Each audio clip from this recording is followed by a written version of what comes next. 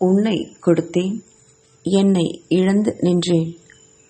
அதுக்கப்புறம் ரித்தன்யா யார்கிட்டையும் எதுவும் பேசாம அவளோட அறைக்கு போய் விடிய விடிய அழுதுகிட்டே இருந்தா. இதையெல்லாம் உணர்ந்துதான் இருந்தான் விக்ரமன்.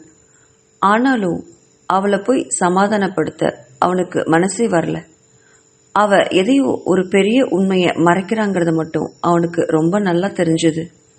இப்ப போய் அவளை சமாதானம் பண்ணா அவ மறுபடியும் முருங்கை மரம் ஏறிக்குவா. தன்கிட்ட எந்த உண்மையும் அவ சொல்லவே மாட்டா. அவ கண்டிப்பா தன்னை தேடி வந்து எல்லா உண்மையும் சொல்லியே ஆகணும்னு நினைச்சான். அதுக்கு அவ கொஞ்சம் கஷ்டப்பட்டா பரவாயில்லன்னு கூட அவனுக்கு தோணுச்சு. அதை நினைச்சபடியே அவளை அவ போக்கிலேயே விட்டுட்டான் விக்ரமன். வாசனும் ஜெகனும் விக்ரமன் தங்க மேல போட்ட கேஸை பத்தி பேசிட்டு இருந்தாங்க. என்னப்பா இதெல்லாம், இப்படி விக்ரமன் நம்மளை ஏமாத்துவான்னு நம்ம கனவுல கூட நினைக்கலையே. இப்போ என்னப்பா பண்றது? எல்லா சொத்தும் நம்மளை விட்டு போயிடுமாப்பா? இவ்வளோ நாள் கஷ்டப்பட்டதெல்லாம் வேஸ்டா அப்படின்னு கவலையோட கேட்டான் ஜெகன். அதான் ஜெகன், நானும் யோசிக்கிறேன். அதை பத்தியே யோசிச்சு எனக்கு தலை தான் வலிக்குது. நீ மட்டும் கொஞ்சம் பொறுப்பா நடந்திருந்தா இப்படியெல்லாம் ஆயிருக்குமா அப்படின்னு கேட்டவர். விக்ரமன் கேஸ்ல ஜெயிச்சிட்டான்னா இவ்வளோ நாள் நம்ம போட்ட உழைப்பெல்லாம் பாழா போயிடும். இந்த மொத்த சொத்தும் கண்டிப்பா நம்மளை விட்டு போயிடும். அது மட்டும் இல்லை, அது போகமே இன்னும் நம்மளுக்கு அவனுக்கு நிறைய பணம் கொடுக்க வேண்டி இருக்கும். அதை பற்றியெல்லாம் யோசிச்சுதான் எனக்கு ரொம்ப கவலையாக இருக்கு அப்படின்னு சொன்னார் வாசன். அப்போ இந்த கேஸை ஜெயிக்கிறதுக்கு நம்மளுக்கு வழியே இல்லையாப்பா அப்படின்னு கேட்டான் ஜெகன். நான் இப்போ சென்னையில் இருக்கக்கூடிய ஒரு பிரபல வக்கீலை வர சொல்லியிருக்கேன். அவர் பேர் ரவிதாசன். இப்போ அவர் வந்துடுவார். அவர் வந்ததுக்கப்புறம் நம்ம இதை பற்றி பேசி ஒரு முடிவு பண்ணலாம் அப்படின்னு அவர் வார்த்தையை முடிக்கிறதுக்கு முன்னாடியே அவருடைய அலுவலக அறைக்கதவை தட்டிக்கிட்டு உள்ளே வந்தார் வக்கீல் ரவிதாசன். அவரை பார்த்து எழுந்து நின்று கை குலுக்கினார் வாசன். அவர் உட்கார்ந்ததும், ஏதாவது சாப்பிட்றீங்களா அப்படின்னு கேட்டார் வாசன். சாப்பிட்றதுக்கெல்லாம் இப்போ நேரம் இல்லை மிஸ்டர் வாசன், அப்புறமா பார்த்துக்கலாம். நீங்கள் கேஸ் விஷயத்தை பற்றி டீட்டெயிலாக எனக்கு சீக்கிரமாக சொல்லிடுங்க. எனக்கு இன்னைக்கு சாயங்காலமே சென்னை போக வேண்டிய வேலை இருக்குது. நீங்கள் அதெல்லாம் சொல்லிட்டீங்கன்னா அதுக்குண்டான பேப்பர்ஸ் எல்லாம் நான் ரெடி பண்ணிவிட்டு உங்ககிட்ட சைன் வாங்கிட்டு போகிறதுக்கு எனக்கு சரியாக இருக்கும் அப்படின்னு சொன்னார் வக்கீல் ரவிதாசன். வாசன் கொஞ்சம் யோசனைக்கு அப்புறம் விக்ரமன் தாங்கள் கடன் வாங்கினது பற்றியும் அதுக்காக அவன் கேட்ட பத்திரத்தில் சைன் போட்டது பற்றியும்லாம் விரிவாக சொன்னார். அதுக்கப்புறம் இந்த சொத்தெல்லாம் உங்களோடதா அப்படின்னு கேட்டார் வக்கீல். இல்லை அப்படின்னு சொன்னவர், அப்போது இது பரம்பரை சொத்தா? தாத்தா உங்களுக்கு கொடுத்ததா இல்லை உங்கள் அப்பா உங்களுக்கு சம்பாதிச்சு கொடுத்ததா அப்படின்னு வக்கீல் திடீர்னு கேட்டார். அதை கேட்ட வாசன் என்ன சொல்கிறதுன்னு தெரியாமல் விழிக்க ஜெகன் கைகளை பேசிட்டு நின்றுருந்தான். என்னங்க இப்படி ரெண்டு பேரும் பேசாமல் இருந்தா என்ன அர்த்தம்? கோர்ட்டில் இதெல்லாம் கேட்பாங்க. பரம்பரை சொத்துனா அதனுடைய வாரிசுகளும் சைன் போட்டிருக்கணுமே. அப்படி சைன் போட்டிருந்தா அவங்களையும் வர சொல்லுங்க அப்படின்னாரு வக்கீல். இல்லை வக்கீல் சார் அப்படின்னு தயங்கி சொன்னபடியே வாசனை கூர்ந்து பார்த்தாரு வக்கீல் ரவிதாசன். இங்கே பாருங்க மிஸ்டர் வாசன், டாக்டர்கிட்டையும் வக்கீல்கிட்டையும் எந்த உண்மையும் மறைக்கக்கூடாதுன்னு சொல்லுவாங்க. நீங்கள் உண்மையை மறைக்க இந்த கேஸ் ரொம்ப டிஃபிகல்ட் ஆகிடும். நம்மளால் இதை சால்வ் பண்ணவே முடியாது. எனக்கு எல்லாத்தையும் தெளிவாக சொல்லுங்கள். இந்த ப்ராப்பர்ட்டி எல்லாம் உங்களோடது இல்லையா, இல்லை உங்களோடது தானா, வேற யாரோடதா அப்படின்னு சந்தேகமாக கேட்டார். இல்லை வக்கீல் சார், இது எல்லாமே என்னுடைய அண்ணனுடைய சொத்து அப்படின்னு சொன்னார் வாசன். ஓ அப்படின்னா உங்கள் அண்ணன் இப்போ எங்கே? அவருக்குன்னு வாரிசுகள் இருக்குமே, அவங்கெல்லாம் யாரு அப்படின்னு கேட்கவும் வாசனும் ஜெகனும் ஒருவர் பார்த்துக்கிட்டாங்க.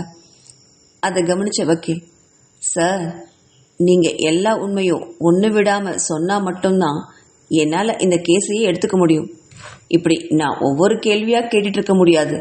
நீங்கள் தெளிவாக என்ன நடந்ததுன்னு சொல்லுங்கள் சார். விக்ரமன் இப்படி உங்கள் சொத்தை எல்லாம் உங்கள் கடனுக்கு கொடுத்து அவர் அதை பறிச்சுக்கிட்டாரு அப்படிங்கிறத என்னால் நம்ப முடியல.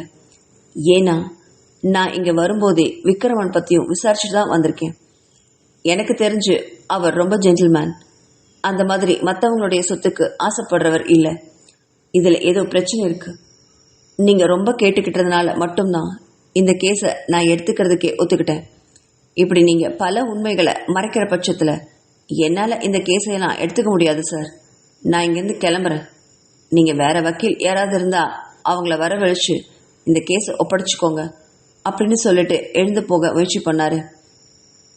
அதை பார்த்த ஜெகன் உடனே குறுக்க வந்து நின்று, இல்லை சார், இல்லை, நாங்கள் எல்லா உண்மையும் இப்போ சொல்லிடுறோம். நீங்கள் ஒரு 10 நிமிஷம் இப்படி உட்காருங்களேன். எல்லாத்தையும் கேட்டுட்டு நீங்கள் எங்களுக்கு உதவி செய்ய முடியுமான்னு பாருங்க அப்படின்னு சொன்னான் ஜெகன். சரி, சொல்லுங்க. ஆனால் எந்த உண்மையும் என்கிட்ட மறைக்கவே கூடாது. அப்படின்னா மட்டும்தான் என்னால் இந்த கேஸில் உங்களுக்கு உதவ முடியும் அப்படின்னு கராராக பேசினபடி உட்கார்ந்தாரு ரவிதாசன். ஒரு பெருமூச்சோட வாசன் நடந்ததையெல்லாம் சொல்ல ஆரம்பிச்சாரு. வக்கீல் சார், இந்த சொத்து எல்லாம் என்னோட அண்ணன் சொந்தமாக சம்பாதிச்சது. அவர் நான் கஷ்டப்படுற காலத்தில் என்னையும் என் குடும்பத்தையும் அவர் கூடவே சேர்த்துக்கிட்டாரு. அப்போது அவருக்கு வாரிசே இல்லை. என்னோட 2வது பொண்ணு பாவனா, அவளை தான் அவங்க வாரிசாக தத்தெடுத்துக்கிட்டாங்க. ஆனால் அதுக்கப்புறம் அவங்களுக்குன்னு ஒரு சொந்த குழந்தை பிறந்தது. அந்த குழந்தையோட பேர் ரித்தன்யா. தனக்கு குழந்தை பிறந்ததுனால என்னோட பொண்ணு பாவனாவை அவங்க ஒதுக்கலை.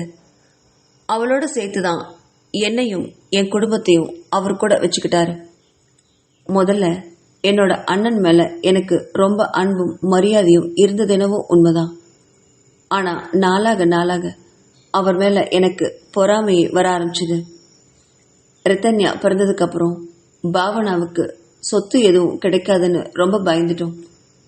அதனால அப்படின்னு தயங்கி நிறுத்தினாரு வாசன். சொல்லுங்க சார், அதனால என்ன பண்ணீங்க அப்படின்னு கேட்டாரு வக்கீல். அதனால எங்கள் அண்ணாவையும் அண்ணியையும் ஒரு கார் விபத்துக்கு உள்ளாக்கி நான் அவரை இந்த உலகத்தை விட்டே அனுப்பிட்டேன் அப்படின்னு சொன்னவரை பார்த்து திகைச்சு விழிச்சாரு ரவிதாசன். உங்கள் அண்ணனையா இப்படி பண்ணீங்க அப்படின்னு அதிர்ச்சியோட கேட்டாரு. ஆமாம், எனக்கு அப்போ வர வழி தெரியல சார். ஒரு பக்கம் என் அண்ணன் மேலே எனக்கு இருந்த பொறாமை, இன்னொரு பக்கம் என் பொண்ணு பாவனாவுக்கு சொத்து எதுவும் கிடைக்காம போயிடுமோங்கிற பயம். அதனால தான் அன்னைக்கு அப்படி பண்ணிட்டேன். ஆனால் ரித்தன்யாவை எங்கள் சொந்த பொண்ணா நினச்சி தான் அதுக்கப்புறம் வளர்த்த ஆரம்பித்தோம்.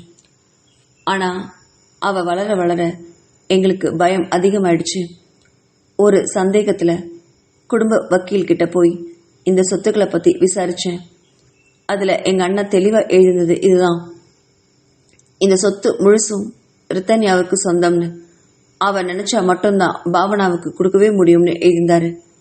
ஏன் அப்படி எழுதி வச்சாருன்னு எனக்கு தெரியல. ஒருவேளை அவருக்கு என் மேலேயும் என் குடும்பத்து மேலேயும் சந்தேகம் அன்னைக்கே வந்திருக்கலாம். ஆனால் அந்த உயிரோட விவரத்தை தெரிஞ்ச உடனேயே என்னால் அதை தாங்க முடியல.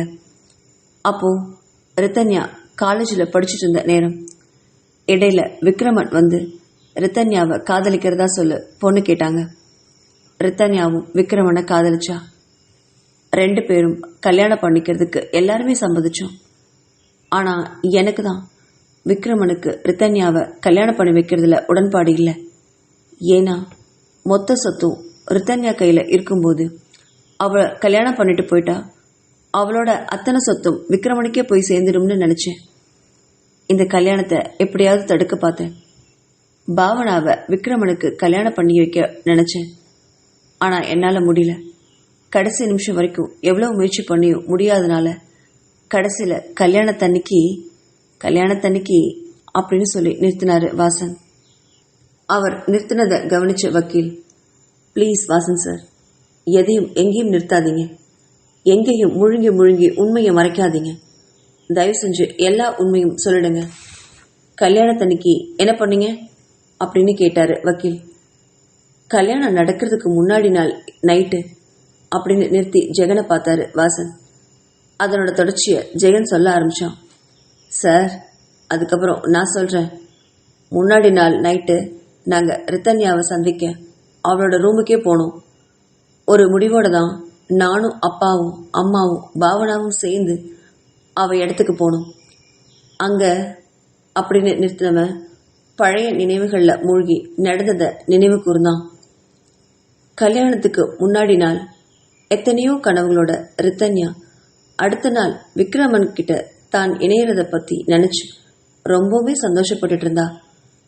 கல்யாணத்துக்கு வந்தவங்க எல்லாம் அடுத்த நாள் காலையில சீக்கிரமே எந்திரிக்கணும் அப்படிங்கறதுனால அவங்கவுங்க அறையில போய் படுத்துக்கிட்டாங்க.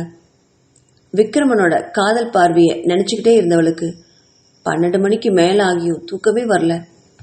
எழுந்து போய் ஜன்னல் பக்கத்துல நின்று அந்த மண்டபத்துக்கு கீழே இருக்க தோட்டத்தை வேடிக்கை பார்த்துக்கிட்டு இருந்தா. மனசெல்லாம் அவ்வளோ சந்தோஷமா இருந்தது. ஊட்டியிலே பெரிய மண்டபத்தை வாடகைக்கு எடுத்திருந்தான் விக்ரமன். அப்போ அவளுடைய அரை கதவை தட்டிக்கிட்டு தன்னோட சித்தப்பாவும் சித்தியும் ஜெகனும் பாவனாவும் ஒன்னா சேர்ந்து வந்தாங்க. அவங்கள இந்த நேரத்தில் பார்த்து திகைச்சு போய் விழிச்சா ரித்தன்யா. என்ன சித்தப்பா, ஏதாவது பிரச்சனையா? எல்லாரும் ஒட்டுக்கா சேர்ந்து வந்திருக்கீங்க அப்படின்னு கேட்டா. அதெல்லாம் ஒன்றும் இல்லைம்மா, என்னமோ கல்யாணத்துக்கு முன்னாடி உன்னை பார்க்கணும் போல தோணுச்சு. அதான் நாளைக்கு நீ கல்யாணம் பண்ணிட்டு போனதுக்கப்புறம் எங்களெல்லாம் விட்டுட்டு போயிடுவே இல்லையா, அதனால கடைசியா உன் கூட பேசணும்னு வந்தோம் அப்படின்னு சொன்ன வாசன் அங்க இருக்கிற நாற்காலியில உட்கார்ந்து கால் மேல கால் போட்டுக்கிட்டாரு. பாவனாவும் பவித்ராவும் அங்க இருக்கிற அவருடைய படுக்கையில உட்கார, ஜெகன் அங்க இருக்கிற ட்ரெஸ்ஸிங் டேபிள்ல ஒரு தெனாவட்டோட சாஞ்சு நின்னான். அவங்களுடைய நடவடிக்கையை பார்த்த ரித்தன்யாவுக்கு ஏதோ உறுத்துச்சு.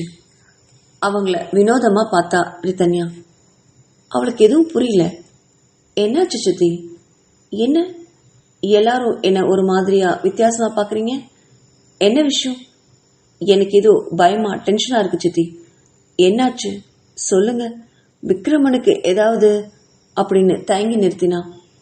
அதை கேட்ட ஜெகன், அடடா அவனுக்கு ஒன்றும் ஆகலப்பா, நாங்க வந்த விஷயத்த சொல்லிடுறோம் கவனி. நீ இந்த வீட்டை விட்டு போறதுல எங்களுக்கு பெரிய வருத்தமெல்லாம் ஒன்றும் இல்லை. ஆனா கூடவே சேர்ந்து உன்னோட சொத்தும் அதுவும் நீ எடுத்துட்டு போயிடுவியோ அப்படின்னு தான் கொஞ்சம் பயம், கவலையா இருக்கு அப்படின்னு சொன்னான் ஜெயன். சொத்தா அப்படின்னு விழிச்சவன், அதெல்லாம் எனக்கும் பாவனாவுக்கும் சேர்த்து தானே எங்க அப்பா எழுதி வச்சுதா சொன்னீங்க, அப்புறம் என்னன்னா அப்படின்னு கேட்டவகிட்ட, அப்படிதான் நினைச்சோம் இவ்வளவு வருஷமா. ஆனா இப்பதான் ஒரு 4 மாசத்துக்கு முன்னாடி தான் வக்கீல் கிட்ட நான் பேச போனேன். அப்போ சொத்தெல்லாம் உன் பேர்ல தான் இருக்குன்னு சொன்னாரு. கூடவே நீ கல்யாணம் பண்ணிட்டு போனா அந்த சொத்தும் உன் கூடவே வந்துடும், எங்களுக்கு இதுல பங்கே இல்லைன்னு சொன்னாரு. பணம் இல்லாட்டி அப்புறம் நாங்க 4 பேரும் நடுத்தெருவில் நின்று பிச்சை தான் எடுக்கணும் அப்படின்னு சொன்னாரு வாசன். சேச்சே, என்ன சித்தப்பா இதெல்லாம், அப்படிலாம் சொல்லாதீங்க. எனக்கு சொத்தை விட நீங்க தான் ரொம்ப முக்கியம். எனக்கு இந்த சொத்தெல்லாம் வேண்டாம் சித்தப்பா அப்படின்னா. வாய் மூலமா எது வேணா சொல்லலாம் ரித்தன்யா, எழுத்து மூலமா இதை எழுதி கூட, எங்களுக்கு அதுதான் இப்ப தேவைப்படுது. இதோ இந்த பத்திரத்துல சைன் போட்டு தரியா அப்படின்னு கேட்டாரு வாசன். என்ன சித்தப்பா, உங்களுக்கு என் மேல நம்பிக்கை இல்லையா? நான் சொன்ன வார்த்தையை கண்டிப்பா மீற மாட்டேன் சித்தப்பா, என்னை நம்புங்க. எனக்கு சொத்தெல்லாம் எதுவும் வேண்டாம், நீங்களே வச்சுக்கோங்க அப்படின்னா. வாயில சொல்றதுக்கு எல்லாம் நல்லாதான் இருக்கும், ஆனா அதை எழுத்து மூலமா எழுதி கொடுக்கறது தான் எங்க எதிர்காலத்துக்கு ரொம்ப நல்லது அப்படின்னு சொன்னா பவித்ரா. அங்கிருந்த பாவனா தன்னோட அப்பா கையில இருக்கிற பத்திரத்தை வாங்கிட்டு போய் ரித்தன்யா முன்னாடி நீட்டினா. இதுல கையெழுத்து போடு ரித்தன்யா, மற்றதெல்லாம் நம்ம அப்புறம் பேசிக்கலாம் அப்படின்னா.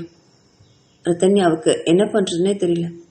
என்ன பவனா, நீ கூட என்ன நம்ப மாட்டியா அப்படின்னு கேட்டவகிட்ட, உன்னை நான் நம்புறதுக்கு தயாரா தான் இருக்கேன் ரித்தன்யா. ஆனா நீ நாளைக்கு கல்யாணம் பண்ணிக்க போறியே அந்த விக்ரமனுக்கு, அவனுக்கு மட்டும் இந்த விஷயம் தெரிஞ்சா கண்டிப்பா இதெல்லாம் ஒத்துக்கவே மாட்டான். எல்லா சொத்தையும் சேர்த்து உன்னோடையே கூட்டிட்டு போயிடுவான். அதுக்கு நாங்க தயாரா இல்லை. எங்களுடைய வாழ்க்கையில எந்த ரிஸ்க்கும் நாங்க எடுக்கிறதா ஐடியாவே இல்லை. நீ கையெழுத்து போடுறதுல உனக்கு என்ன பிரச்சனை? நீதான் சொத்து வேண்டாம்னு சொல்லிட்டியே, அத கையெழுத்து மூலமா போட்டு உறுதி செய்ய போற, அவ்வளவுதானே. இதுல எதுக்கு நீ இவ்ளோ தயங்குற அப்படின்னு நக்கலோட கேட்டா பாவனா. கொஞ்ச நேரம் யோசிச்சு பார்த்தா ரித்தன்யா. இவங்களுக்கு தன்னை விட தன் சொத்து மீது தான் இவ்வளோ ஆசை அப்படின்னு புரிஞ்சவ தன்னோட சித்தியை பார்த்து, சித்தி, அப்போ இவ்வளோ நாளா என்னை பாசமா வளர்த்ததெல்லாம் பொய்யா? இந்த சொத்துக்காக தான் என்னை இவ்வளோ பாசமா பார்த்துக்கிட்டீங்களா அப்படின்னு கேட்டா. இங்க பாரு, வள வளன்னு பேசிட்டு டைம் வேஸ்ட் பண்ணிட்டு இருக்காத. நாங்க இதுவரையும் பாவனாக்கும் உனக்கும் சேர்ந்துதான் இந்த சொத்துடைய பாகமெல்லாம் வரும்.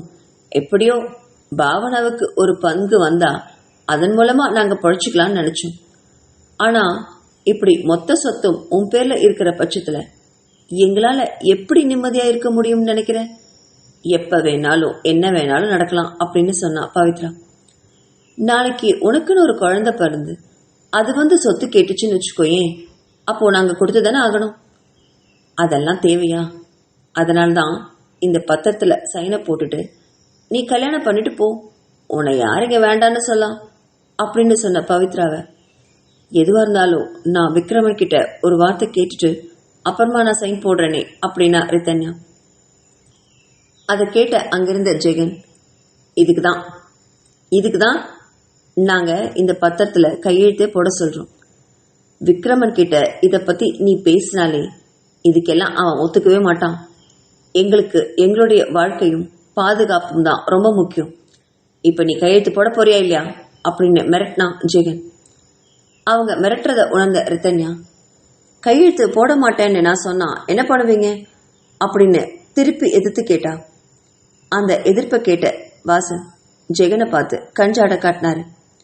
உடனே ஜெகன் அங்கிருந்து எழுந்து வந்து, இங்க பாருடி, நீ மட்டும் இந்த பத்திரத்துல கையெழுத்து போடாம போனா அதுக்கப்புறம் நாங்க விக்ரமனை கொல்லக்கூட தயங்க மாட்டோம். அது மட்டும் எப்போ மனசுல வச்சுக்கோ அப்படின்னு சொன்னா ஜெகன். என்னது, விக்ரமனையா? என்னுடைய விக்ரமனை கொல்ல போறீங்களா அப்படின்னு மனசுல நினைச்சுவ. இந்த சொத்துக்கும் விக்ரமனுக்கும் என்ன சம்பந்தம்? இந்த சொத்துல நான் கையெழுத்து போட்டு கொடுக்கலனா நீங்க என்ன தானே கொல்லணும். அதை விட்டுட்டு விக்ரமனை கொல்றதுல என்ன நியாயம் அப்படின்னு கேட்டா. அதை கேட்ட வாசன் திரும்பி ஜெகனை பார்த்து முறைச்சாரு. டேய், நான் உன்கிட்ட என்ன சொன்னேன்? நீ இப்ப என்னடா பண்ணிட்டு இருக்க? வந்த வேலையை பாருடா அப்படின்னாரு. உடனே ஜெகன் தன் பாக்கெட்ல இருந்த ஒரு பென் டிரைவை எடுத்து டிவியில சொருகி அந்த டிவியை உயிர்ப்பிச்சு ரித்தன்யாவுக்கு காட்டினான். அதுல ஏதோ ஒரு படம் முடிச்சு. அதை பார்த்தவ, இது என்ன அப்படின்னு கேட்டா. அவளை தோளோட தோல் அணைச்சிட்டு வந்து பக்கத்தில் இருக்கிற சேர்ல உட்கார வச்சா பாவனா. இந்த குறும்படத்தை நல்லா ஒத்துப்பாரு, அப்புறமா நாங்க சொல்றதெல்லாம் நீ செய்யலாமா வேண்டாமான்னு நீயே முடிவு பண்ணிக்கோ அப்படின்னு நக்கலோட சொன்னவ டிவியில இருக்கிற பிளே பட்டனை அமுக்கினா. அந்த குறும்படம் ஓட தொடங்குச்சு. அங்க ஒரு 28 வயசு தக்க வாலிபன் ஒரு ஏடிஎம்ல இருந்து பணத்தை எடுத்துட்டு நடந்து வந்துட்டு இருந்தான். அப்போ அவனுக்கு ஏதோ தாகம் எடுக்க பக்கத்துல இருக்கிற குளிர்பான கடைக்கு போய் ஒரு குளிர்பானத்தை ஆர்டர் போட்டுட்டு காத்துட்டு இருந்தான். அந்த குளிர்பானத்தை கொண்டு வந்து கொடுத்த ஒரு பையன் தன்னோட பாக்கெட்ல இருந்த ஏதோ ஒரு பொடிய அந்த குளிர்பானத்துல கலந்து அந்த வாலிபனுக்கு கொடுத்தான். அது தெரியாத அந்த வாலிபன் அதை குடிச்சு முடிச்சான். அப்புறம் அந்த கடையில இருந்து வெளில வந்தவனுடைய நடை கொஞ்ச நேரத்திலேயே தடுமாற ஆரம்பிச்சது. ரோட்ல நடந்து போக அவனுடைய நடவடிக்கைகள் முழுமையா மாற ஆரம்பிச்சிருந்தது. நல்லா டிப்டாப்பா இருந்தவன் கொஞ்ச நேரத்திலேயே தன்னோட ஷர்ட்டையும் டையெல்லாம் கிழிச்சு விட்டுக்கிட்டான். முடியெல்லாம் பிச்சுக்கிட்டு பைத்தியக்காரன் மாதிரி ரோட்லயே டான்ஸ் ஆடினான். வர்றவங்க போறவங்களுக்கெல்லாம் பயம் காட்டினான். அதை பார்த்து ரித்தன்யா அதிர்ச்சி அடைஞ்சு தன்னோட சித்தப்பாவையும் ஜெகனையும் பார்த்து மெதுவா எழுந்து நின்னான். இதெல்லாம் என்ன அப்படின்னு கேட்டவளுடைய குரல் எல்லாம் நடுங்க ஆரம்பிச்சிருந்தது. தொண்டையெல்லாம் வறண்டு போச்சு. இது உனக்கு நாங்க காட்டுற சாம்பிள் ரித்தன்யா. இது மாதிரி விக்ரமனும் ஆகணும்னு நீ நினைக்கிறியா அப்படின்னு கேட்ட வாசனை அதிர்ச்சியோட பார்த்தா. நீங்க என்ன சொல்றீங்க சித்தப்பா? இது மாதிரி விக்ரமனா அப்படின்னு வாய் விட்டு அலர்னவ திரும்ப அந்த குறும்படத்தை பார்த்தா.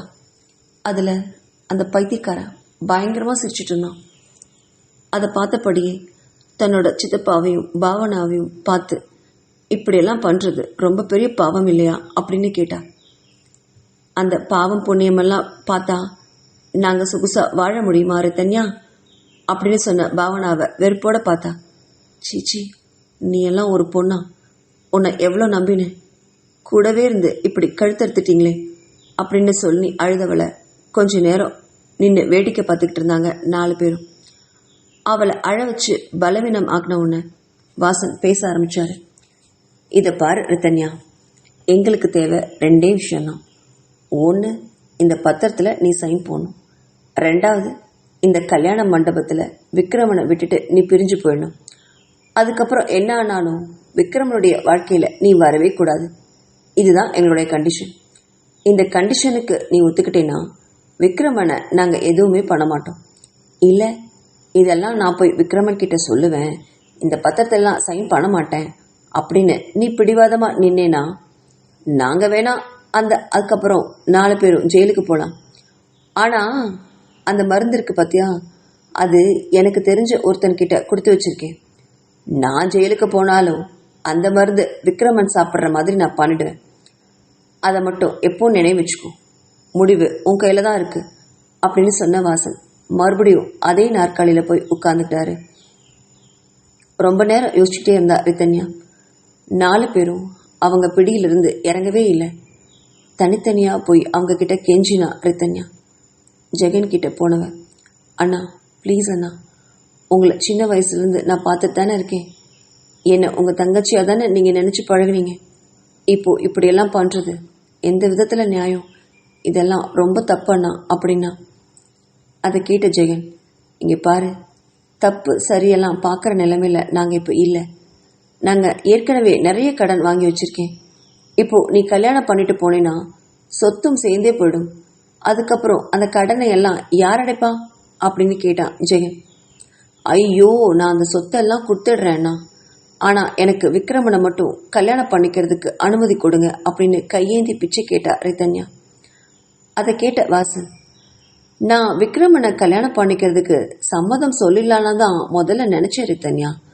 ஆனால் இதில் எங்களுக்கு ஒரு பிரச்சனை இருக்குது அப்படின்னு யோசிச்சதுக்கு போல பாவனை காட்டினவர், நீ இந்த பத்திரத்தில் கையெழுத்து போட்டுட்டு விக்ரமனை கல்யாணம் பண்ணிட்டு அவன்கிட்ட போனதுக்கப்புறம் அங்கே போய் உன் வாய் சும்மாவா இருக்கும்?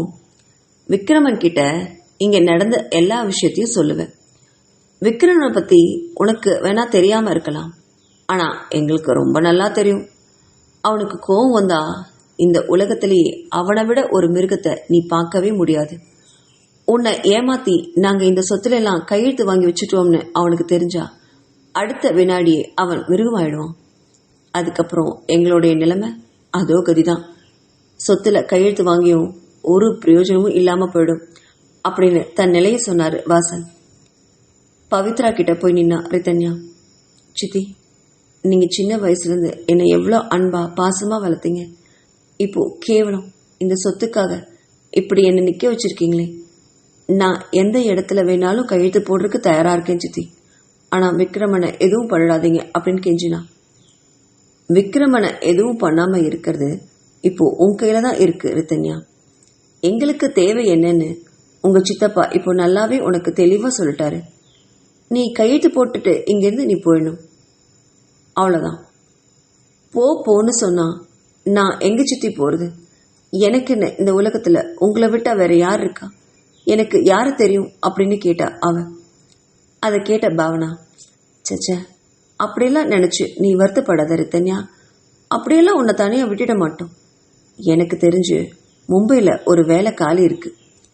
நீ படித்ததெல்லாம் போதும், அங்கே போய் ஃபேஷன் டிசைனிங்கில் உனக்கு பிடிச்ச வேலையை செய்ய. உனக்கு தான் அது ரொம்ப பிடிக்குமே. அந்த வேலையை தான் உனக்கு அங்கே ரெடி பண்ணி வச்சுருக்கேன். இதோ விசிட்டிங் கார்டு வாங்கிக்கோ அப்படின்னு ஒரு கார்டை அவன் முன்னாடி நீட்டினான். இதெல்லாம் தப்பு பாவனா அப்படின்னு அழுதுகிட்டே சொன்னவகிட்ட, தப்போ சரியோ எங்களுக்கு அதை பற்றியெல்லாம் கவலை கிடையாதுன்னு எவ்வளோ தடவை சொல்கிறது ரித்தன்யா. எங்களுக்கு தேவை நீ இந்த பத்திரத்தில் கையெழுத்து போட்டுட்டு இந்த மண்டபத்தை விட்டு இப்போவே வெளில போயிடும், அவ்வளோதான். அது மட்டும் இல்லை, உன் கழுத்தில் காதில் இருக்கிற நகையெல்லாம் கழட்டி வச்சுட்டு போயிடும். இதோ உனக்கு ட்ரெயின் டிக்கெட் எல்லாமே நாங்களே ரெடி பண்ணிட்டோம். இப்போவே இப்படியே கிளம்பினா விக்ரமனை நாங்கள் எதுவுமே செய்ய மாட்டோம். ஆனால் நீ வேற ஏதாவது முடிவு பண்ணா கண்டிப்பாக நாங்கள் விக்ரமனை பைத்தியக்காரனா ஆக்கி நடு ரோட்டில் அலைய விடுவோம் அப்படின்னு டிவியில் அந்த பைத்தியக்காரனோட புகைப்படத்தை காமிச்சா. அதை பார்த்தவளுக்கு வயிறெல்லாம் எரிஞ்சுது. விக்ரமனை இந்த கோலத்தில் நிற்க வைக்கணுமா, அதுவும் தன்னால் அது நடக்கணுமா அப்படின்னு நினச்ச அடுத்த வினாடியே வாசன் கையில் இருந்த பத்திரத்தில் மடமடன்னு சைனை போட்டு கொடுத்தா. பிறகு ஒன்றும் பேசாமல் தான் கையில் காதில் கழுத்தில் இருக்கிற நகையெல்லாம் ஒவ்வொன்றா கழட்டி வச்சுவன் பாவனாவை ஏறிட்டு பார்த்தா. அவள் கையில் ஒரு பழைய சுடிதார் இருந்தது. அதை தூக்கி ரித்தன்யாவோட முகத்தில் வீசி எரிஞ்சா பாவனா. போ, இதை போய் போட்டுட்டு வா. இதோ இந்த பெட்டியில் உன்னோட சுடிதாரெல்லாம் வச்சுருக்கேன். ட்ரெயின் டிக்கெட் இதோ இருக்கு. கிளம்பு, நானே உன்னை கொண்டு போய் ரயில்வே ஸ்டேஷனில் விட்டுட்டு வந்துடுறேன் அப்படின்னா. அதுக்கப்புறம் ஒரு வார்த்தை பேசாமல் விக்ரமனுக்காக விக்ரமனையே இழக்க தயாரானா ரித்தன்யா. பாவனா சொன்னது மாதிரி சுடிதாரை மாற்றிக்கிட்டு வந்தவளை ரயில்வே ஸ்டேஷனில் கொண்டு போய் விட்டுட்டு வந்தா பாவனா. அதுக்கப்புறம் பாவனா விக்ரமனை தன்வசப்படுத்தி கல்யாணம் பண்ணிக்கிட்டா. அத்தனையும் சொல்லி முடிச்சாரு வாசன். அவ்வளோதானா, இன்னும் ஏதாவது இருக்கா அப்படின்னு கேட்ட வக்கீல் கிட்ட மீண்டும் இருவரும் தயங்கி நிற்க, அட இன்னும் ஏதாவது பாக்கி வச்சிருக்கீங்களா மிஸ்டர் வாசன், அப்படி இருந்தால் தயவு செஞ்சு அதையும் சொல்லிடுங்க அப்படின்னு கேட்டார் ரவிதாசன். கடைசியாக ஒன்று பண்ணோம் வக்கீல் சார். பாவனா இறந்தப்போ அவள் என்ன நினைச்சாலோ விக்ரமனுக்கு ரித்தன்யாவை கல்யாணம் பண்ணி வச்சுட்டா. அதோட விளைவு ரித்தன்யா 2 மாச கருவை வயிற்றுல சுமக்க ஆரம்பிச்சிருந்தா. குழந்தை பிறந்துட்டா. அதுக்கப்புறம் எங்கள் பேத்தி மேதாவுக்கு எந்த சொத்தும் கிடைக்காம போயிடும் அப்படிங்கிற பயத்தில் அப்படின்னு தயங்கி நிறுத்தினவ ஜெகனை திரும்பி பார்த்தாரு. சொல்லுங்கப்பா, எல்லாத்தையுமே சொல்லட்டுமே, இதை மட்டும் ஏன் சொல்லாமல் விடணும், சொல்லிடுங்க, அதான் நமக்கு நல்லது அப்படின்னு எங்கேயோ பார்த்தபடி சொன்னான் ஜெகன். மீண்டும் வக்கீலை பார்த்த வாசன், மேதாவுக்கு சொத்தெல்லாம் கிடைக்காம போயிடுமோங்கிற பயத்தில் ரித்தன்யாவோட குழந்தைய கருவிலேயே நாங்கள் கலைச்சிட்டோம். அவளுக்கே தெரியாமல் என்னோட மனைவி பவித்ரா மூலமாக கரு கலைக்கிற மருந்தை அவள் சாப்பாட்டில் கலந்துட்டோம். அதை அவள் சாப்பிட்டதுனால கரு அன்னைக்கு கலைஞ்சிருச்சு அப்படின்னு சொல்லி நிறுத்தினார் வாசன். அதை கேட்ட வக்கீல் ரவிதாசன் அந்த வாசனையும் ஜெகனையும் கேவலமாக ஒரு புழுவை பார்க்கறது மாதிரி பார்த்தாரு. அந்த பார்வையை உணர்ந்த வாசன், அப்படியெல்லாம் பார்க்காதீங்க சார், எங்களுக்கு தேவை பணம். நாங்கள் இந்த சொத்தையெல்லாம் விட்டுட்டு நடுத்தருவில் நிற்க முடியாது, வசதியாகவே வாழ்ந்துட்டோம், அதுக்காக தான் இதெல்லாம் பண்ணோம். இப்போது ஜெகன் வாங்கின கடன் அத்தனைக்கும் இந்த சொத்தை ஈடாக கேட்குறான் விக்ரமன். அதுக்கு என்ன ஆக்ஷன் எடுக்கிறதுன்னு நீங்கள் தான் சொல்லணும் அப்படின்னு சொன்ன வாசன் கிட்ட, சரி, எனக்கு 2 நாள் டைம் கொடுங்க, நான் இதை பற்றி நல்லா யோசிச்சுட்டு வந்து என்ன பண்ணுறதுன்னு சொல்கிறேன். இப்போது நான் கிளம்புறேன் அப்படின்னு சொல்லி அறையை விட்டு வெளியே போனார் வக்கீல். தன்னோட காரில் ஏறி உட்கார்ந்தவர் காரை ஸ்டார்ட் பண்ணார். போகிற வழியில் தன்னோட பாக்கெட்டில் இருந்த பேனாவை ஒரு தடவை நல்லா தொட்டு பார்த்துக்கிட்டாரு. அது ஒரு கேமரா அடங்கிய பேனா. அவர் அதுக்கப்புறம் நேராக போனது விக்ரமனுடைய அலுவலகம்.